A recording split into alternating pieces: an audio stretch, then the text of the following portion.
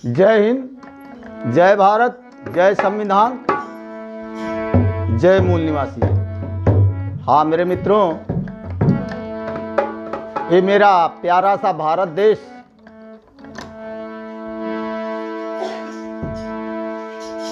इस देश की गरिमा सभी धर्मों को मिला करके बनाया गया है और ये किसी एक मजहब एक जाति का देश नहीं है।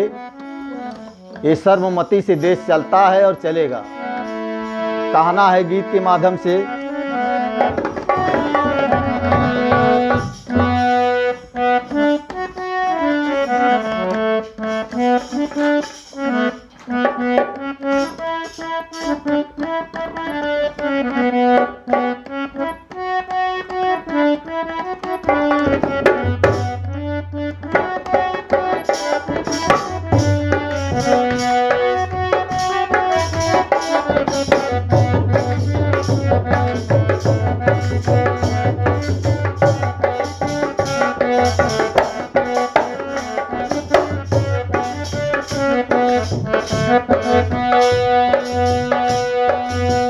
भारत नगरिया माँ चली ना जबरिया, भारत नगरिया माँ चली ना जबरिया।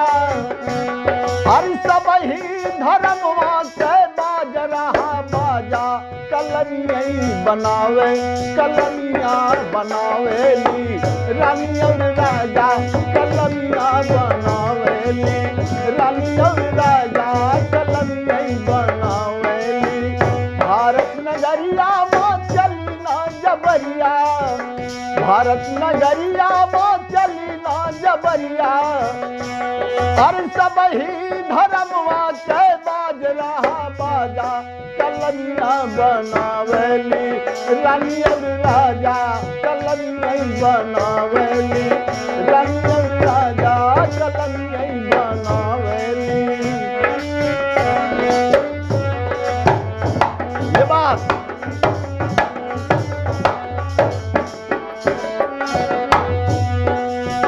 सबही के इज्जत समान अधिकार बा, सबही के इज्जत समान अधिकार बा।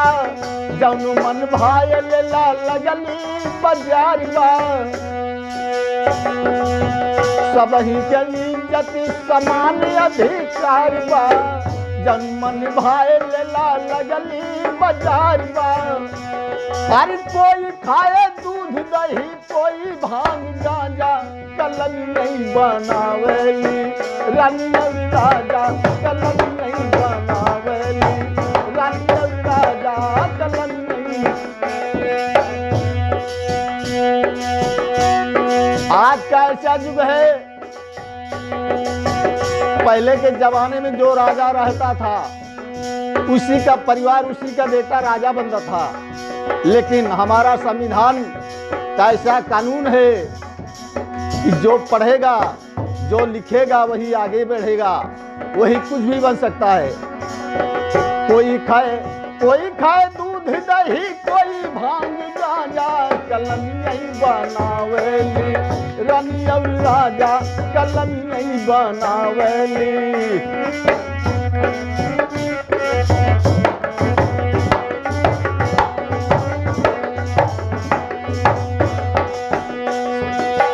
सबही के मिलली आजादी संविधान से, नारी भी पढ़ी लिखी जिएली अभिमान से।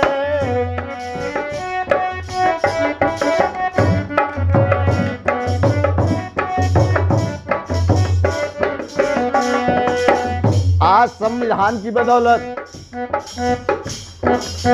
सबको सम्मान मिल रहा है। जहाँ नारी को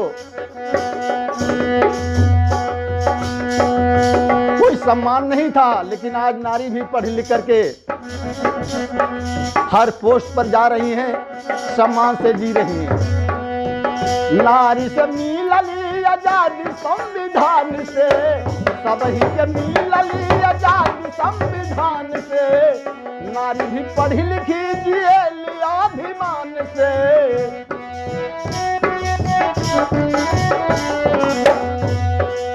नफरती के छोड़ा मानवता में आजा कलम यही बनावेली रानी और राजा कलम यही बनावेली रानी और राजा कलम यही बनावेली।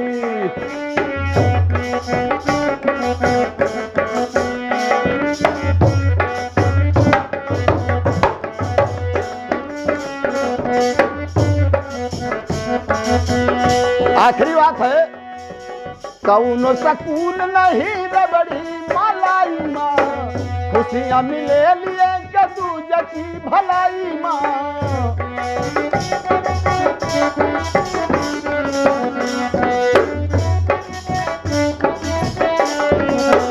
कौनो सकून नहीं रबड़ी मलाई माँ, खुशियाँ मिले लिए की दूजे की भलाई माँ।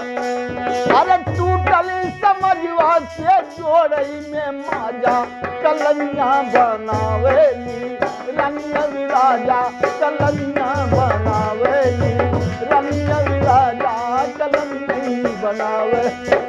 भारत नगरिया माँ चली ना जबरिया भारत नगरिया माँ चली ना जबरिया। हर सब ही धर्मवा कई बाज रहा बाजा कलमियाँ बनावेली रानी और राजा कलमियाँ बनावेली रानी और राजा कलमियाँ बनावेली।